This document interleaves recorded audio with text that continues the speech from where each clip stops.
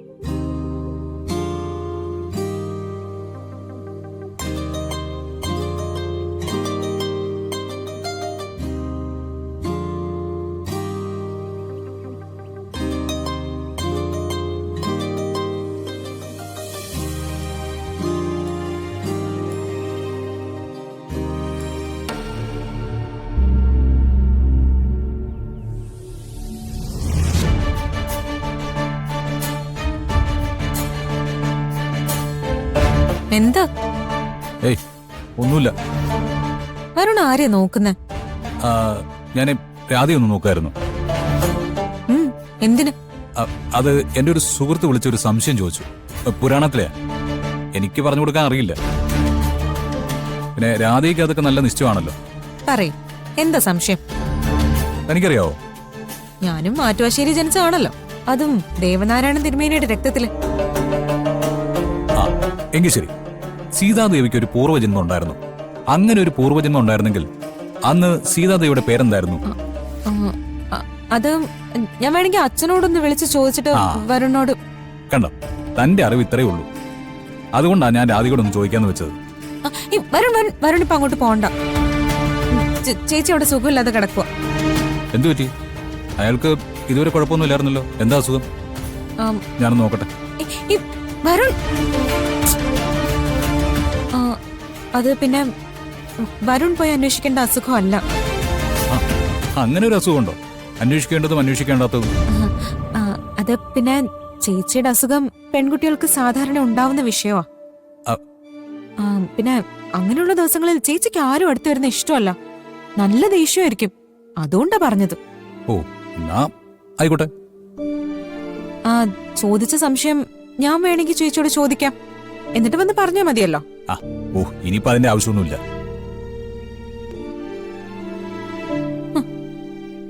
പിന്നെ സീതാദേവിയുടെ പഴയ ജന്മം അന്വേഷിച്ച് നടക്കുന്നു.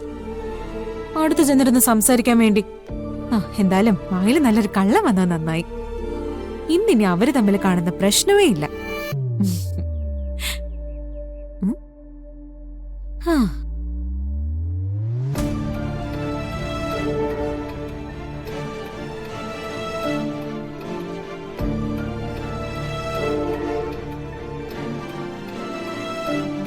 ഇന്ന് മോള് മ്യൂസിക് ക്ലാസ്സിൽ വരാത്തത് കൊണ്ട് ഒരു സുഖം ഉണ്ടായിരുന്നില്ല ഏട്ടത്തി.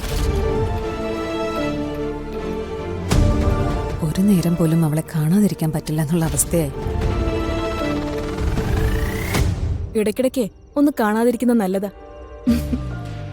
അങ്ങനെ ആയിരിക്കുമ്പോ സ്നേഹത്തിന്റെ മൂർച്ച കൂടുന്നാ പറയുന്നേ. നന്നായി. ഇത്രയും കാലം പരസ്പരം കാണാതെ നിർത്തിയിട്ട് ദൈവം മൂർച്ച കൂട്ടിയതൊന്നും പോരെ ഏട്ടത്തി. ഇടയ്ക്ക് ചിലപ്പോൾ ഞാൻ ആലോചിക്കും, രണ്ടും കൽപ്പിച്ചൊരു തീരുമാനം എടുത്താലോന്ന്. എന്റെ മോളാണെന്ന് വിളിച്ചൊന്ന് പറഞ്ഞാലോ എന്ന്. അല്ലെങ്കിൽ വേണ്ട, ഞാൻ മോളെയും കൊണ്ട് വിദേശത്ത് എവിടെയെങ്കിലും പോയാലോ. അപ്പൊ പിന്നെ ഈ ചോദ്യം പറച്ചിലൊന്നും ഉണ്ടാവില്ലല്ലോ ഏട്ടത്തി. ഉള്ളതെല്ലാം വിട്ടുകൊടുത്ത് മോളെയും കൊണ്ട് പോകാനാണെങ്കിൽ അത് മതി. പക്ഷെ ഉള്ളതെല്ലാം മോൾക്ക് കൊടുക്കണമെങ്കിൽ അത് പോരാ. ഇവിടെയുള്ളവർ അംഗീകരിക്കണം, നിയമം അംഗീകരിക്കണം. ശ്യാമയ്ക്കുള്ളതെല്ലാം അവൾക്കാണെന്ന് തീർപ്പുണ്ടാവണം. അത് വേണ്ടേ? അത് വേണം. വേറെ ആർക്ക് വേണ്ടിയാ ഞാൻ ഇതൊക്കെ ഉണ്ടാക്കിയത്? എല്ലാം എന്റെ മോൾക്കുള്ളതാ. അപ്പോ കുറച്ചുകൂടി ക്ഷമിക്ക്. ശരി.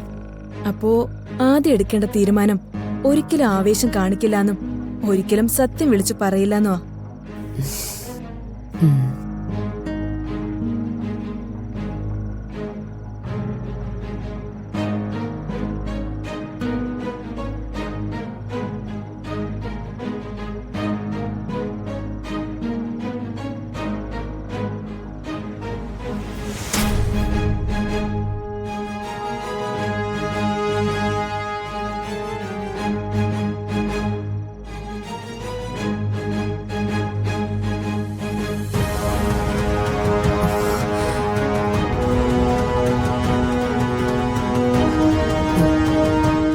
ഐശ്വര്യടത്തെ കാറിലല്ലേ വന്നത്? ശബ്ദമൊന്നും കേട്ടില്ല. കാറിന് ചെറിയൊരു പണി വർക്ക്ഷോപ്പില. ഞാൻ നടന്നു വരുമെന്ന് രണ്ടാളും പ്രതീക്ഷിച്ചില്ല അല്ലേ?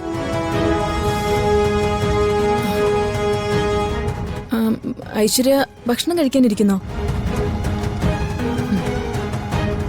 വേണ്ട, നിങ്ങൾ സമാധാനായിട്ടിരുന്ന് കഴിക്ക്. അല്ല, അമൃതയെടുത്ത് എന്ത് രഹസ്യത്തിന്റെ കാര്യം പറഞ്ഞത്? രഹസ്യോ? നിങ്ങൾ പറഞ്ഞുകൊണ്ടിരുന്ന കാര്യത്തെക്കുറിച്ചാ ഞാൻ ചോദിച്ചത്. അത് ശ്യാമയുടെ ഒരു മ്യൂസിക് പ്രോഗ്രാമിന്റെ കാര്യം. ബുക്ക് ചെയ്യാൻ വിളിച്ചവര് തൽക്കാലം ആരോടും പറയരുതെന്ന് പറഞ്ഞു. ഇത്രയും സെലിബ്രിറ്റി ആയ ശ്യാമയുടെ പ്രോഗ്രാം രഹസ്യമാക്കി വെച്ച് ആരെങ്കിലും നടത്തുവോ? ഒരു കാര്യം എനിക്ക് മനസ്സിലായി, ഞാൻ അറിയാൻ പാടില്ലാത്ത എന്തോ ഒന്നാണ് രണ്ടാളും സംസാരിച്ചത്. അല്ല, അതൊക്കെ ഐശ്വര്യടത്തേക്ക് വെറുതെ തോന്നുന്നതാ.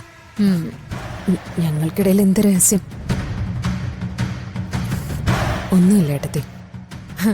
സാരല്ല, എനിക്കൊരു കുഴപ്പമുണ്ട്.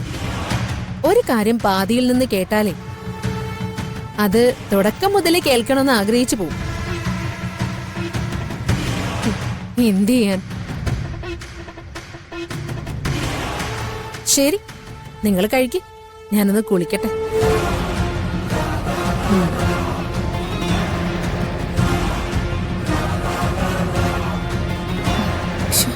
കേട്ട് കാണോ?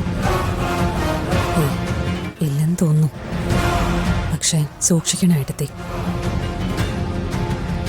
നമ്മുടെ മനസ്സിലുള്ളത് പോലും കേൾക്കും ഐശ്വര്യടത്തി.